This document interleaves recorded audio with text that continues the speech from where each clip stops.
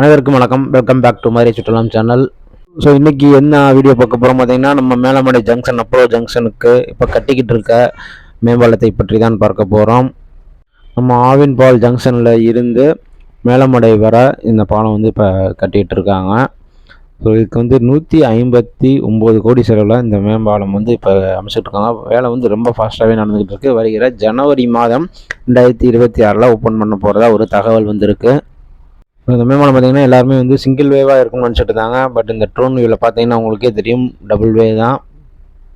So நடுவில் central மீடியாலாம் வச்சு double way தான் அந்த ஃப்ரிட்ஜ் வந்து இப்போ கட்டிகிட்ருக்காங்க. ட்ரோன் வியூவில் வந்து நல்லாவே பார்க்கலாம். 70% இந்த பாலம் வேலைகள் வந்து இப்போ நடந்துக்கிட்டு இருக்கு.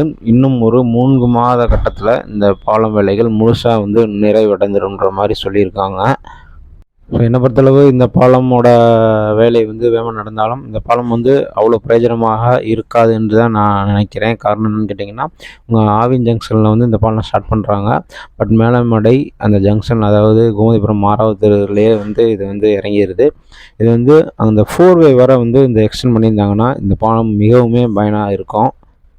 எங்களுக்குள்ள ஒரு சின்ன டிராஃபிக் தான் ஆகுது. பட் அது வந்து இந்த பாலத்தால் வந்து பயனடைமான்றது தெரியல, பார்க்கலாம்.